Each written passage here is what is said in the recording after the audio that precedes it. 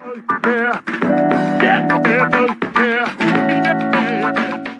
है चैप्टर 3 में हम लोगों ने पढ़ा था, जिसका नाम था फाइबर टू फैब्रिक। उसमें हम लोगों ने पढ़ा था कि ऊनी कपड़े जो हैं वो हमारी बॉडी को गर्म रखते हैं। जो है हीट का पुअर कंडक्टर, बैड कंडक्टर है, यानी कि हवा में हीट जो है नहीं चल पाती है ना। तो हमारी जो बॉडी है उससे लगातार हीट प्रोड्यूस हो रही, ठीक। अब वो हीट को ही अगर हम रोक लें तो इतनी ज़्यादा हीट होती है कि हमारी बॉडी जल जाएगी। बताया था कि नहीं, इतनी ज़्यादा हीट होती है। तो अगर हम सारी की सारी हीट को रोक लें तो बहुत ज़्यादा हीट है। तो वुलन क्लॉथ जो हैं उनके बीच में, ऊन के बीच में बहुत सारी एयर ट्रैप हो जाती है, फंस जाती है। उस एयर की वजह से जो हमारी बॉडी की हीट है वो बाहर नहीं निकल पाती, इसलिए वुलन क्लॉथ हमारी बॉडी क्या रखते हैं। पेज नंबर है हमारा 35, उस पर देखो लिखा है हॉट एंड कोल्ड। बहुत आसान टॉपिक है, टेबल 4.1 उसमें दिया हुआ है कि जो चीज़ें कूल हों और जो चीज़ें वार्म हो, गर्म हो या फिर गुनगुनी हो, जो भी हो, उनको टिक करना है। उसमें आइसक्रीम है, फ्रूट जूस है, सब आसान चीज़ें हैं जो टेबल हम लोगों ने पहले बना लिया। इसके बाद एक्टिविटी 4.1 में 3 बर्तन लिए गए हैं जिसमें अलग अलग तरीके का पानी, एक गर्म, एक गुनगुना और एक ठंडा पानी लिया गया था। इसको हम हाथ से छू करके बताएंगे, ठीक। वो हो गया था। तो इसको इन्होंने यहाँ पर टेम्परेचर वर्ड जो है, टेम्परेचर वर्ड, उसको इंट्रोड्यूस कराने के लिए ये एक्टिविटी 4.1 कराई गई। आगे आते हैं। टेम्परेचर को मापने के लिए एक डिवाइस होती है जिसका नाम हम लोगों ने देखा था, क्या था, थर्मोमीटर। अब थर्मोमीटर होते हैं 2 टाइप्स के जो हमारी बुक में दिए हुए हैं, लेबोरेटरी थर्मोमीटर और क्लिनिकल थर्मोमीटर। सबसे पहले मेजरिंग टेम्परेचर टॉपिक के अंतर्गत इन्होंने क्लिनिकल थर्मोमीटर बताया है। क्लिनिकल थर्मोमीटर के बारे में हमने 2-3 चीज़ें जानी थी कि इसमें ये एक नैरो सिलिंड्रिकल ट्यूब होता है जिसके शुरुआत में एक तरफ क्या लगा होता है, बल्ब लगा होता है, और ये 35 डिग्री सेल्सियस से लेके 42 डिग्री सेल्सियस तक माप लेता है। इसमें एक चीज़ और दी हुई है क्लिनिकल थर्मोमीटर के बारे में। क्लिनिकल थर्मोमीटर, इसके बारे में हमने बताया था ये 35 डिग्री सेल्सियस से 2 डिग्री सेल्सियस। अगर हम कहें कि फॉरेनहाइट में बताओ 94 से लेके 100, यानी क्लिनिकल थर्मोमीटर की जो रेंज होती है वो क्या होती है, 35 डिग्री सेल्सियस से 42 डिग्री सेल्सियस और 94 डिग्री फॉरेनहाइट से 180 डिग्री फॉरेनहाइट। अगर कोई चीज़ खोल रही है, उबल रही है, तो उसका टेम्परेचर होता है इतना मिनिमम होगा, इससे ऊपर हो जाए तो वो खोल रहा होगा। लेकिन अगर खोलना शुरू हुआ है जैसे तो उसका टेम्परेचर 100। और क्या ये क्लिनिकल थर्मोमीटर 100 डिग्री सेल्सियस को माप सकता है? रीडिंग है थर्मोमीटर। थर्मोमीटर को कैसे रीड करें, जैसे हमारे पास जो स्केल है, इसमें देखो जो सबसे छोटे इसकी यूनिट है। पहले तो ये सेंटीमीटर वाली ऊपर की तरफ वाली सेंटीमीटर है, नीचे वाली इंचेस में है, तो हम सेंटीमीटर वाले की बात कर रहे हैं। सेंटीमीटर में जो सबसे छोटा इसका जो नापने की जो क्षमता है वो क्या है, 0.1 सेंटीमीटर। 0.1 सेंटीमीटर, ठीक, 0.1 सेंटीमीटर। लेकिन अगर हम इसी को मिलीमीटर में लिखिए, इसको क्या बोलेंगे, 1 मिलीमीटर। इसी तरीके से थर्मोमीटर है, कौन सा, इसकी सबसे छोटी वाली नापने की क्या बताया था हमने, 0.2 डिग्री। थर्मोमीटर को रीड करने के लिए क्या है, देखो लिखा है, उसको पहले साफ करेंगे, धुलेंगे, पानी से धुलेंगे या फिर किसी एंटीसेप्टिक से धुलेंगे, है ना। और इसको कायदे से मजबूती से पकड़ करके ऐसे 2-3 बार झटकेंगे ताकि उसमें जो पारा भरा हुआ, जो मरकरी भरा हुआ है वो जो ऊपर जा चुका है वो सही जगह पे नीचे आ जाए, ठीक, 35 डिग्री सेल्सियस के नीचे आ जाए। अब उसको अपनी टंग के नीचे रखना है 1 मिनट तक और वो तुम्हारा टेम्परेचर बता देगा। एक क्वेश्चन यहाँ पे और हमने पूछा था कि नॉर्मल ह्यूमन बॉडी का टेम्परेचर कितना होता है, सेल्सियस पूरा बोला करो, 98 क्या डिग्री लेबोरेटरी थर्मोमीटर का काम कहाँ पे आएगा, नाम से ही पता चल रहा है कहाँ पे इस्तेमाल करेंगे। हाँ चलो देखो, लेबोरेटरी थर्मोमीटर, लेबोरेटरी थर्मोमीटर, सबसे पहले इसकी रेंज देख लेते हैं, है ना। अच्छा देखो, रेंज देख रहे हो कितनी है, -10 से लेके 110, यानी कि 120 की रेंज लेके चल रहा है। पेज नंबर 40 पे देखिए, पेज नंबर 40 लिखा है ट्रांसफर ऑफ हीट, उसके ऊपर एक सावधानी लिखी है, कॉशन लिखा है। जो मरकरी होता है वो बहुत ज़्यादा टॉक्सिक सब्सटेंस होता है, जहरीला, है ना। फिर भी उसको क्यों यूज करते हैं, और सोचो उसको हम थर्मोमीटर के अंदर डालते हैं, थर्मोमीटर को अपने मुंह में डालते हैं। कहीं मुंह में थर्मोमीटर रखे हुए हो और वो टूट जाए, ब्रेक हो जाए, तो वो मरकरी तुम्हारे मुंह में। तुम ठीक होने के लिए नाप रहे थे कितना बुखार है, चले ही गए। तो अब इसीलिए डिजिटल थर्मोमीटर आने लगे उनकी जगह पे। यही इस बॉक्स में लिखा हुआ है, इसको पढ़ लोगे समझ जाओगे। अब हमारा टॉपिक शुरू है ट्रांसफर ऑफ हीट। लिखा है you might have observe that a frying pan becomes hot when kept on a flame. It is because the heat passes from the flame to the utensil. वो जो pan होता है तुम्हारे घर में जिसमें मम्मी तुम्हारी खाना बनाती हैं, पकाती हैं, उसमें तुमने देखा होगा कि गर्मी होती है तभी तो पकता है। तो उसमें वो गर्मी कहाँ से आ रही है? जो आग जलाई गई, यानी कि जो तुम्हारे गैस स्टोव पे आग लगी, या फिर तुम्हारा इंडक्शन है, या फिर हीटर है, उससे हीट कहाँ ट्रांसफ़र होगी? उस यूटेंसिल में, यानी कि उस बर्तन में, और उस बर्तन से कहाँ ट्रांसफ़र हो गई?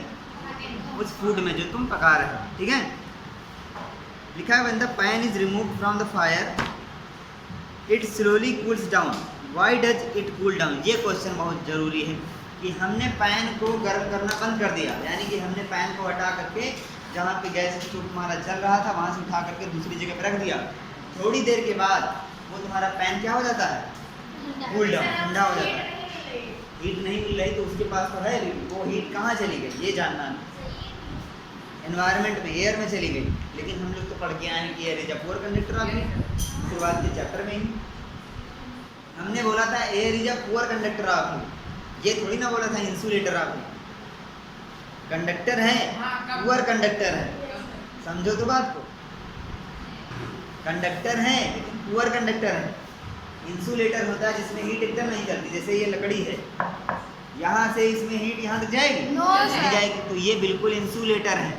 हमने बोला था air is a poor conductor of. अगर एयर में हीट नहीं चलती तो सूरज से यहाँ तक गर्मी कैसे आ रही? और एक चीज़ बता दें, चलो जहाँ पे कुछ नहीं है, जहाँ पे वैक्यूम है, निर्वात है, वैक्यूम जानते हो? वैक्यूम जानते हो नहीं?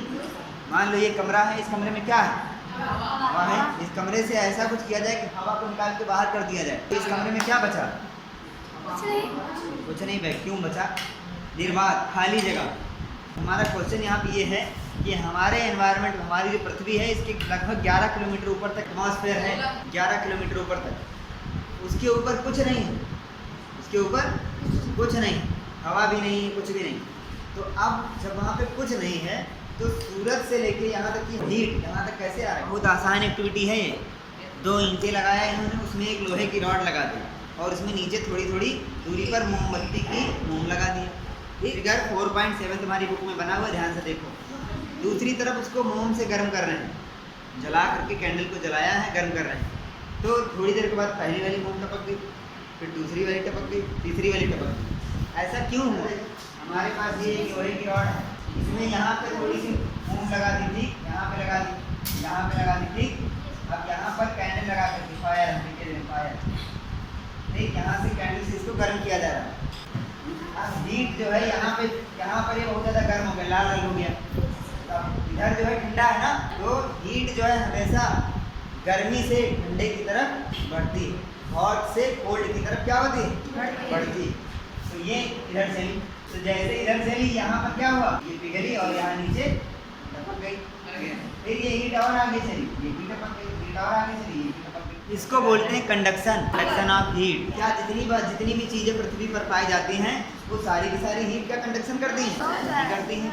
जैसे सीधा सा एग्जांपल ले लो, तुम्हारी मम्मी का जो तुम्हारा पैन है जिसमें खाना पकाती हैं, वही उसमें जो मेटालिक पार्ट है उसमें तो हीट ट्रैवल करती है, कंडक्शन होता है। लेकिन जो उसके ऊपर उन्होंने हैंडल लगा रखा है प्लास्टिक का या लकड़ी का, उसमें क्या तुम उस पैन को बिना उस हैंडल के पकड़ के उठा सकते हो?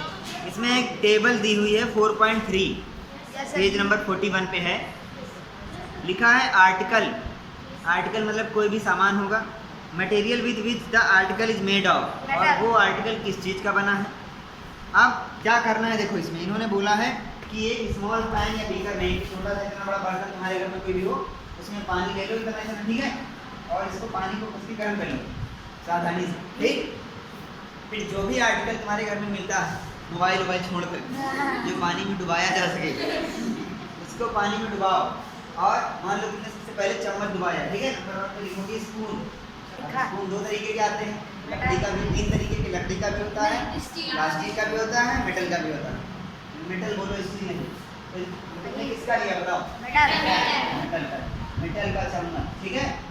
ये गर्म पानी, ये चम्मच तुमने इसमें थोड़ी देर के लिए डाला, तो उसके जो ऊपर वाला हिस्सा है इसको तुमने पकड़ रखा है, थोड़ी देर के बाद वो गर्म फील हो। जो इसमें टेबल में तीसरा वाला कॉलम है, does the other end get hot, इसमें लिख दो यस।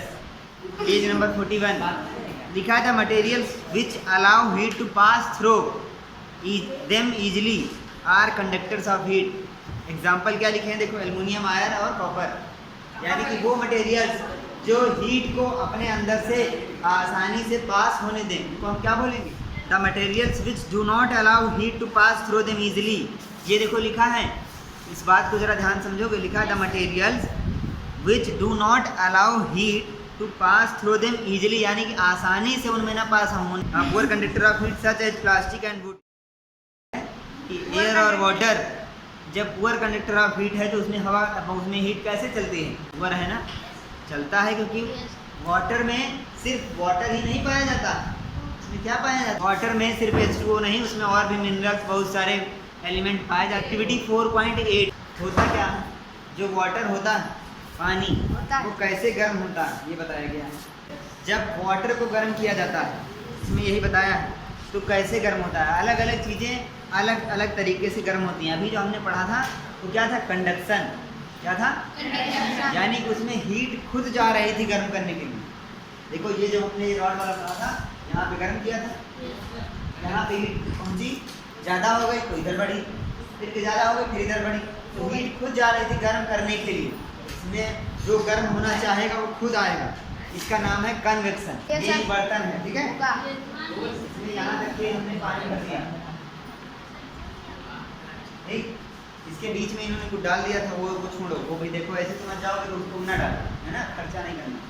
तो हम इसको नीचे से क्या कर रहे हैं? गर्म कर रहे हैं। इसमें जो उन्होंने डाला था वो इसलिए डाला था कि हमको दिखे कि पानी कैसे चल रहा है, तो हम अपने मन के आंखों से देखेंगे, सब देखेंगे। हम इसको गर्म करते हैं, और जब गर्म होता है तो ये वाला ऑर्डर दिख रहा है वाटर का, ये वाला, हमको इसको दूसरे कलर से बनाना है। जब इसको गर्म करेंगे तो हमने पहले पढ़ रखा गर्म चीज़ें किधर उठती हैं? पहले बता दिया, उठती नीचे तो उठेगी नहीं। ये वाला जो पानी है किधर जाएगा? ये वाला पानी, जब यहाँ पे कोई पानी नहीं बचेगा तो बाकी पानी आएगा कि नहीं आएगा? ऐसा नहीं, यहाँ पे खाली ऊपर पानी, ऐसा हो सकता है? ठंडा वाला पानी किधर आएगा? ये वाला पानी इधर नीचे आएगा, ठीक, ये वाला ऊपर गया, और फिर ये गर्म, फिर ये ऐसे ऐसे पूरा चक्कर चलता रहता है, यानी कि वो खुद पानी उसके पास जा रहा है कि हमको गर्म करो। इसको क्या बोलते हैं? कन्वेक्शन। हवा जब गर्म होती तो वो किधर जाएगी? हो जाएगी, है ना। तो इसी तरह जो ये हवा चलती है, तो कल से चल रही है, आज भी चल रही।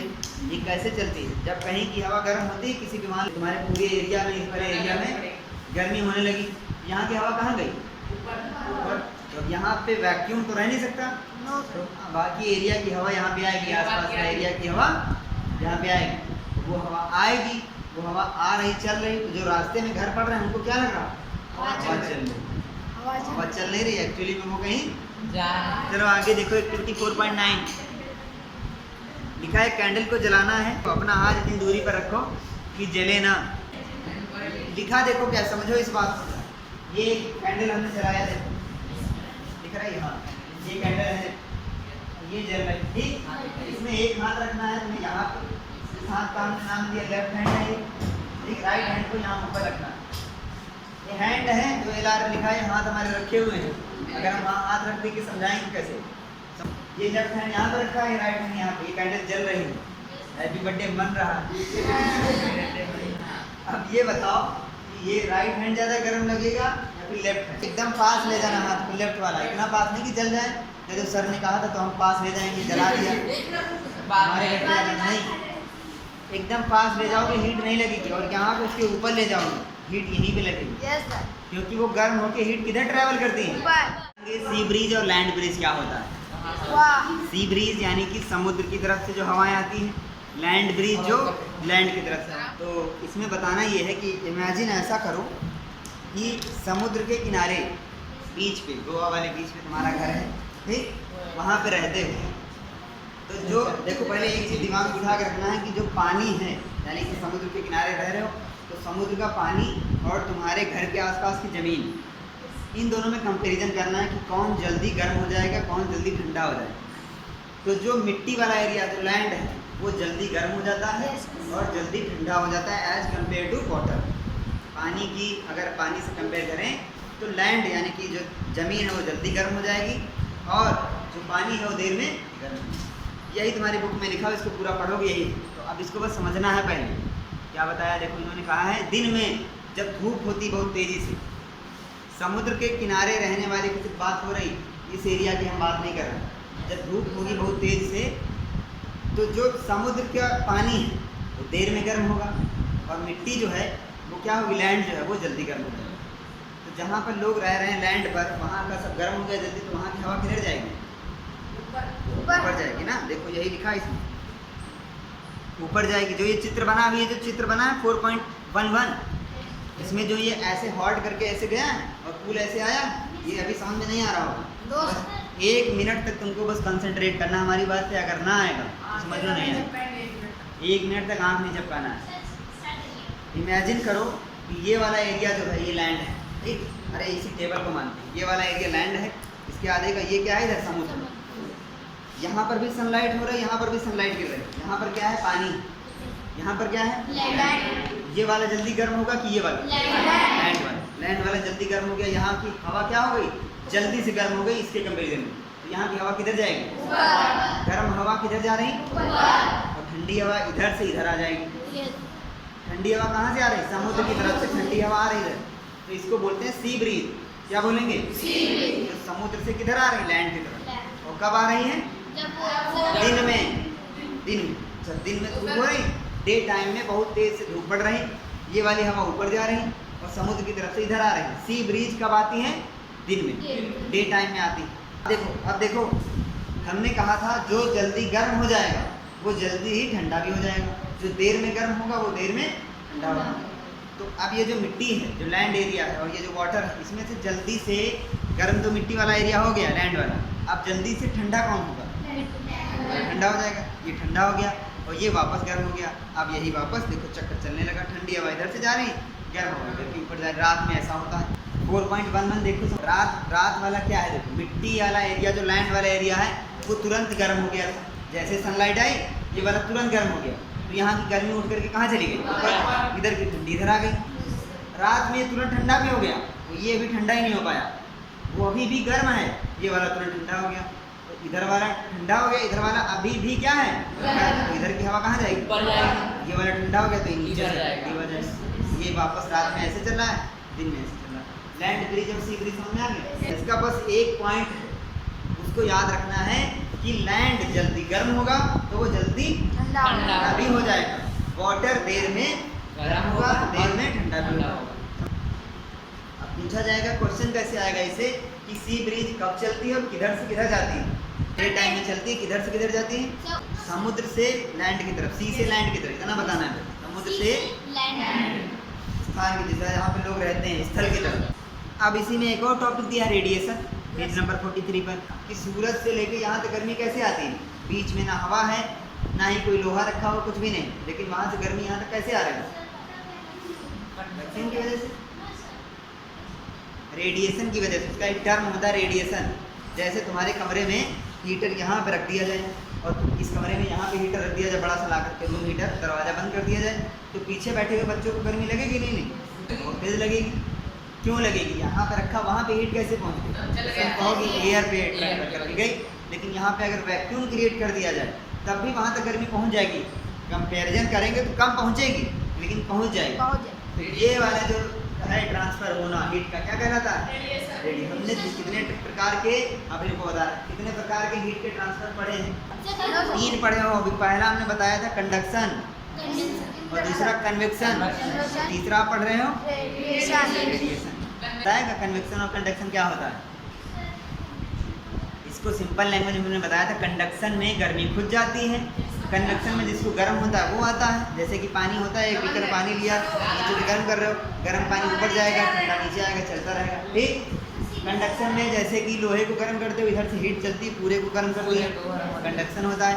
रेडिएशन में कोई भी मीडियम नहीं होता, कोई भी बिल्कुल वैक्यूम कर दो, कुछ नहीं, फिर भी हीट ट्रैवल करेगी, ज़बरदस्ती करेगी, उसको क्या बोलते हैं? रेडिएशन। समझ गए? सर कंडक्टर और इंसुलेटर इस तरह का क्या होता है? कंडक्टर वो होते हैं जिसमें हीट ट्रैवल करेगी, जैसे लोहा होता है उसमें हीट ट्रैवल करती है। एक्टिविटी 4.10 देखिए, इसमें दो बर्तन लिए हैं, एक बर्तन को ब्लैक कर दिया है, एक को नॉर्मल रखा है, ठीक। अब उन्होंने कहा है दोनों में पानी भर दो, ठीक। अब तुम खुद अपने दिमाग से सोचोगे कि एक ब्लैक है और एक नॉर्मल है, दोनों को हमने स्टोव पे या फिर कहीं पे जहाँ पे गर्म करते हैं वहाँ पे रखेंगे, तो किस वाले बर्तन का पानी जल्दी गर्म होगा? सर ब्लैक वाले का। ब्लैक वाले का ना, ये तो पहले पढ़ चुके हैं कि डार्क कलर जो होते हैं वो हीट को ज़्यादा एब्जॉर्ब करते हैं, इसीलिए हम लोग सर्दियों में कैसे कपड़े पहनते हैं? क्यों? कि अगर थोड़ी सी भी सनलाइट मिल जाए तो वो तुरंत उसको एब्जॉर्ब कर ले कपड़ा और हमको गरम। समझ गए कि नहीं? तो ये एक्टिविटी नॉर्मल सीधी है कि बस अगर ये तुम्हें पता है कि डार्क कलर जो है वो ज़्यादा हीट को एब्जॉर्ब करता है, इसमें उन्होंने एक्टिविटी करने के लिए कहा। आप एक और टॉपिक बचा, इसमें लास्ट लिखा है woollen clothes keep us warm in winter. इसकी अलग से एक वीडियो हमने बनाई थी, जब इस चैप्टर को पढ़ा रहे थे ऑनलाइन, तो एक छोटी सी वीडियो बनाई थी कि उसमें हम लोग गर्मी सर्दियों में वुलन क्लोथ से क्यों पहनते हैं। उन्हीं कपड़ों में बीच में एयर ट्रैप रहती है, जो ऊन होती है, उन्हीं कपड़े जो होते हैं उनके बीच में खाली जगह पाई जाती है, तो उस खाली जगह में क्या पाया जाएगा? तो वो एयर उनके बीच में फंसी है, तो हमने बताया था air is a bad conductor of heat. तो एयर में हीट का कंडक्शन कम होता है, ट्रांसफर कम होता है, तो क्या होगा? जो हमारी बॉडी से हीट निकल रही वो कहाँ रहेगी? हमारी बॉडी में ही रहेगी, तो हमको गर्मी नहीं लगेगी। चैप्टर हो गए खत्म। ठंडी नहीं लगेगा, गर्मी नहीं लगेगी। अरे यहाँ ठंडी नहीं लगेगी। ऐसे तो बहुत ज़्यादा गर्म हो जाएगा। तो air is a bad conductor of heat, not insulator. अब इसकी समरी देख लेते हैं, है ना? चैप्टर बहुत बढ़िया था ना। लिखा है our sense of touch is not always a reliable guide to degree of hotness of an object. यानी कि हमेशा हम टच करके बिल्कुल करेक्ट नहीं बता सकते कि कौन जो ठंडा है कौन गर्म है। ये temperature is a measure of degree of hotness of an object. अगर हमको पता करना है कि कौन कितना गर्म है तो उसको हम मतलब कैसे नापेंगे? हॉटनेस में नापेंगे, उसके टेम्परेचर में नापेंगे ना, हॉटनेस को टेम्परेचर में मापते हैं। आगे thermometer is a device used for measuring temperature. Thermometer एक डिवाइस होती है जो टेम्परेचर को मापने के काम आती है। हम लोगों ने कितने तरीके के थर्मोमीटर पढ़े हैं? दो। क्लिनिकल, लैबोरेटरी, इसके अलावा डिजिटल भी आते होंगे। देखो डिजिटल जो लैबोरेटरी थर्मोमीटर है वो भी अब डिजिटल आने लगे होंगे, तो वो लैबोरेटरी का डिजिटल थर्मोमीटर है या फिर क्लिनिकल का जो है डिजिटल है। डिजिटल क्या मतलब? बस उसमें लिख के आने लगेगा। और आगे क्लिनिकल थर्मोमीटर के बारे में देखो लिखा है, ये हमारी बॉडी का टेम्परेचर मापता है। 35 से 42 डिग्री सेल्सियस क्या होता है? इसकी रेंज होती है। फिर इसके बाद लेबोरेटरी थर्मोमीटर की रेंज बताओगे? -10 से 100 क्या डिग्री फ़ारेनहाइट? बहुत बढ़िया। लिखा है that normal temperature of human body 37 degree Celsius. Fahrenheit में बताया था हमने कितना होता है? 98.6। लिखा है heat flows from a body at a higher temperature to a body at a lower temperature. There are 3 ways in which heat can flow from one object to another. These are conduction, convection और conversion. Sir इसमें तो sir जैसे पानी गर्म किया जाता तो sir तो कैसे गोल गोल घूमता ही है। और क्या? चक्कर के अच्छा साथ। एक चीज़ और बता रहे हैं तुम्हें। हमने सिर्फ एग्जाम्पल के लिए बताया है कि पानी कन्वेक्शन से गर्म होता है। पानी में भी सब चीज़ें होती हैं। पानी में कंडक्शन भी होता है, कन्वेक्शन भी होता है, रेडिएशन भी होता है, सब होता है। क्योंकि पानी में ऐसा थोड़ी ना हर जगह पानी कुछ सेकंड के लिए हो सकता है पानी बीच में से उछल जाए, उस बीच में क्या होगा? इसमें तीनों चीज़ें हो सकती हैं। हो सकती जैसे है। वाटर में कंडक्शन यानी कि हो सकता है पानी ऐसा हो जैसे पहले नीचे पूरा पानी एक हमने नॉर्मल वाटर लिया तो उसमें नीचे वाला पानी को जब गर्म हो गया तो वो ऊपर उठेगा। Yes, sir, उठेगा, उठेगा। लेकिन हीट भी तो चलेगी साथ में। ऐसा तो नहीं हीट बैठ गई कि तुम जब चल ही रहे हो तो हम क्यों चलें, यस ऐसा सर। थोड़ी ना होगा। तो हीट भी चलती है साथ में। सिर्फ एक एग्जाम्पल के लिए हमने बताया है कि लिक्विड्स में ज़्यादातर क्या होता है? कन्वेक्शन, यानी कि उसमें खुद लिक्विड जाता है कि हमको गर्म करो, क्योंकि वो चल सकता है। कंडक्शन में ज़्यादातर ठोस वाली चीज़ों में होता है, सॉलिड में होता है, इसलिए वो ट्रैवल नहीं कर पाएगा, तो उसमें हीट खुद जाती है गर्म करने की। जो मटेरियल्स हीट को अलाउ करें कि अपने अंदर से पास हो जाए उनको क्या बोलेंगे? कंडक्टर्स।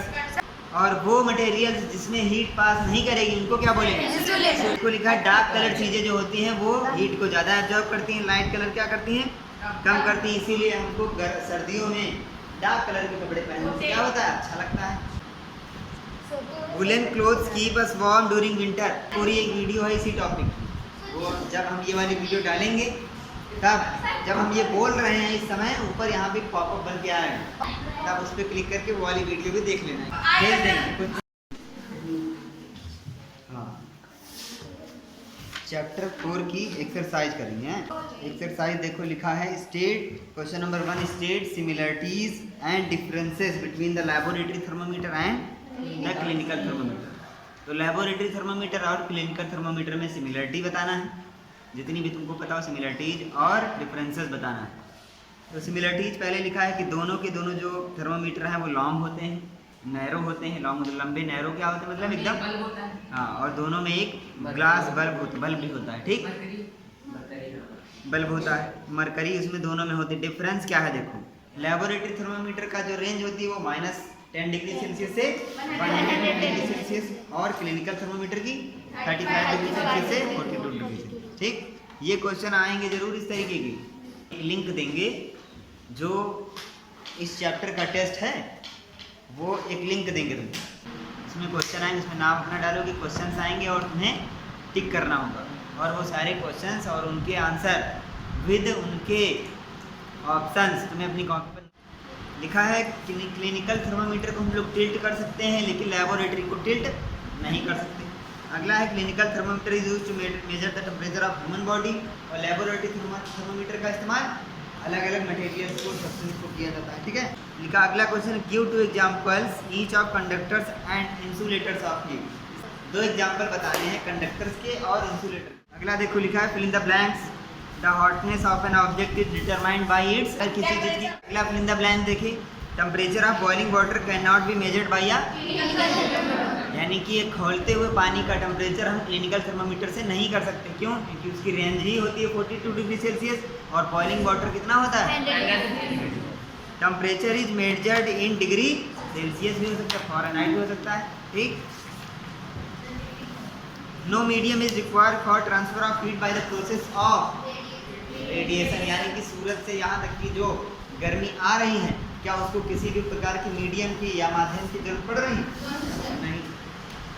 अगला देखो लिखा है cold steel spoon is dipped in a cup of hot milk, it transfers heat to its colder end by the process of, गर्म दूध के कप में एक स्टील का चम्मच डाला गया, ठीक, और ऊपर हमने चम्मच को पकड़ रखा, ऊपर भी चम्मच गर्म हो जाता है, तो ये गर्मी नीचे से ऊपर तक कैसे पहुंच गई, बोलो। अगला है clothes of dash colours absorb heat better than clothes of light colour. Match the following, land breeze blows during, land breeze कब चलती है, सी ब्रीज, लैंड ब्रीज अभी लास्ट, लैंड ब्रीज रात में चलेगी, क्यों? क्योंकि दिन में कौन पहले गर्म हो जाता है? एक बार जरा ये फिगर फिर से देखो वापस जाकर, डे टाइम में सी ब्रीज चल रही है, क्यों? देखो डे टाइम में हमने बताया था पहले गर्म हो जाएगा लैंड, जमीन पहले गर्म हो जाएगी, तो वो पहले हवा ऊपर चली जाएगी, तो समुद्र की तरफ से इधर हवा आने लगी दिन में। ये कब हो रहा है? तो डे टाइम में चलेगी सी ब्रीज, रात में चलेगी।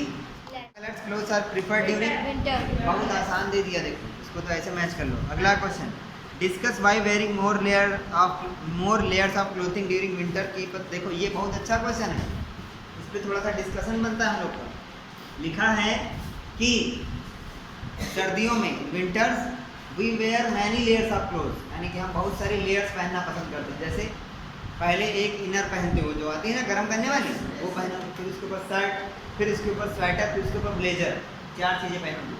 या फिर तुम एक शर्ट, उसके ऊपर भारी जैकेट, बताओ क्या पहनना पसंद? 4 चीज़ें वाले सही है, जानते हो क्यों?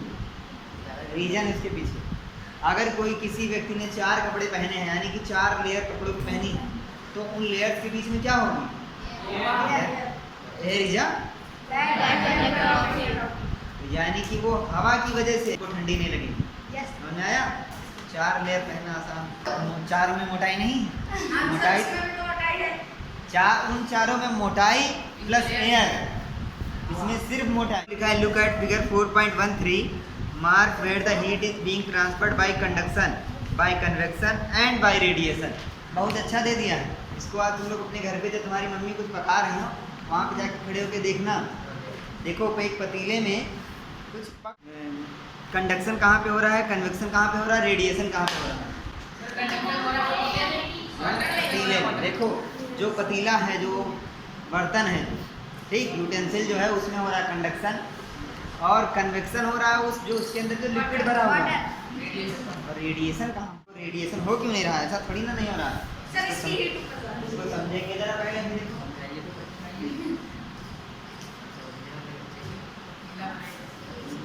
ये है यूटेंसिल, ठीक, ये है हमारा छोटा सा बर्नर, ठीक। अब ये बर्नर से यहाँ से आग निकल रही है, तो इस आग की वजह से गर्मी जो यहाँ की इस एरिया की जो गर्म हवा है सब कहाँ जाएगी? ऊपर निकल जाएगी। और ये प्रोसेस बहुत तेज हो रही है, इतनी तेज आसपास की हवा थोड़ी ना आ पा रही होगी। यहाँ पे गर्मी हम लोग एक्स्ट्रा दे रहे हैं ना, तो यहाँ की इस समय यहाँ पे क्या है, हमेशा मान सकते थोड़ी देर के यहाँ पे वैक्यूम है, और उस वैक्यूम में भी जो गर्मी है ट्रांसफर हो रही है। In places of hot climate, it is advised that the outer walls of houses be painted white. Explain. अच्छा, हॉट क्लाइमेट जहाँ पे बहुत गर्मी पड़ती है वहाँ पे ऐसा कहा जाता है कि घर की जो बाहरी दीवारें हैं उनको सफ़ेद पुतवाओ। क्यों? नहीं, वो रिफ्लेक्ट कर देता है। सफ़ेद कलर जो होता है, वाइट कलर जो होता है, वो लाइट को रिफ्लेक्ट कर देता है, उससे टकरा करके लाइट वापस चली जाती है, बहुत कम एब्जॉर्ब करता है। इस वजह से वो दीवार जो है गर्मी नहीं। आगे लिखा है 1 litre of water at 30 degree Celsius is mixed with 1 litre of water at nature of the mixture will be. इससे रिलेटेड बहुत सारे क्वेश्चन हम लोग को मिलेंगे और ये बहुत आसान है। कह रहे हैं 1 लीटर पानी है जो 30 डिग्री सेल्सियस पे, 30 डिग्री सेल्सियस पे है, और 1 लीटर पानी है जो 50 डिग्री सेल्सियस पे है, ठीक। दोनों को आपस में मिला दिया। अब बताओ उस पूरे टेम्परेचर का टेम्परेचर 2 मामले, ये है 1 लीटर, ठीक, ए नाम दिया इसको हमने, ये हमने दिया बी, ठीक, ये दिया हमने बी। इसमें पानी रखा है जो कितने पे है? 30 डिग्री सेल्सियस, ठीक, इसमें डाला है 50 डिग्री। इसका टेम्परेचर इस समय क्या है? 50 डिग्री सेल्सियस है, ज़्यादा है इससे। इसको डालोगे तो इसको नीचे खींचने का प्रयास करेगा, 30 अपनी तरफ इसको लाने का प्रयास करेगा, और ये 50 वाला इसको अपनी तरफ खींचेगा कि 30 तुम्हारा तुमको हम 50 कर दें, और ये 50 से कहेगा कि आओ तुमको हम 30 कर दें, तो ये दोनों आपस में क्या हो जाएंगे? युद्ध हो जाएगा, और 30 और 50 के बीच में इनका टेम्परेचर। जब इनको आपस मिलाओगे a प्लस बी जब मिलाओगे तो 30 से लेकर के 50 के बीच में टेम्परेचर इसका लगभग 40 आ जाएगा। देखो एक हमारे पास ग्लास ऑफ वाटर है जिसमें 30 डिग्री सेल्सियस पे पानी, 30 डिग्री सेल्सियस। तुम ठंडा कर मत देखो, तुम सिर्फ टेम्परेचर देखो कितना है 30, और दूसरा हमने जो लिया वो कितने पे है 50। अब देखो इस वाले का टेम्परेचर ज़्यादा है कि कम इसकी है? इसके कंपेरिजन में ज़्यादा है, ये इसके कंपेरिजन में कम है। तो ये चाहे जब इन दोनों को आपस में मिला दोगे तो ये चाहेगा कि इसका टेम्परेचर कम हो जाए, इसकी तरीके का हो जाए, और ये चाहेगा कि इसकी तरीके का ज़्यादा हो जाए, ज़्यादा कम ज़्यादा कम ज़्यादा कम। Iron ball at 40 degree Celsius is dropped in a mug containing water at 40 degree Celsius, the heat will. बता, इतना आसान, इससे आसान कुछ हो ही नहीं सकता। 40 डिग्री टेम्परेचर पर एक लोहे की गेंद है, 40 डिग्री एक बॉल गर्म है, लोहे का बॉल, ठीक, आयरन बॉल है, लोहे का बॉल, और 40 डिग्री सेल्सियस 40 डिग्री सेल्सियस पे एक मग में वाटर है, उसको उसमें डाल दिया, क्या होगा? ना ही उसमें लोहे से पानी में जाएगा, ना ही पानी से लोहे में जाएगा। क्यों? दोनों 40 डिग्री सेल्सियस से हैं। पानी बोतल का सेम है, तुम्हारे बोतल का पानी वहीं से लेके आया हो, तुम्हारे का भी वहीं, तो क्या आपस में डालोगे तो गर्म हो जाएगा? इसका 25 डिग्री सेल्सियस होगा पानी, और तुम्हारे का 25, दोनों को मिला दो तो 50 हो जाएगा। ऐसा होता तो मिला के ही गर्म कर लेते। तुम्हारा डालते कहते 25 डाला 50, नहीं तुम अपनी लाओ 75, तुम अपनी लाओ 100, अरे खोलने लगा। ऐसा होता है कभी? और रहेगा तो 25 ही, चाहे जितना डालते। Wooden spoon is dipped in a cup of ice cream, it's other and. एक लकड़ी का चम्मच आइसक्रीम के कप में डाला गया, अब उस चम्मच के दूसरे सिरे पे क्या होगा? डज नॉट बिकम कोल्ड, चम्मच का। 11 number, stainless steel pans are usually provided with copper bottoms, the reason for this could be that. Option दिया है जो सी वाला, उसको समझो, लिखा है copper is better conductor of heat than stainless steel. इसका मतलब ये है कॉपर जो है उसमें ज़्यादा अच्छे से क्या होती है? हीट ट्रांसफ़र होती है। अब ज़्यादा अच्छे से होती है तो इसका मतलब किसी चीज़ से कंपेयर कर रहे हैं हम, तो हम किससे कंपेयर कर रहे हैं?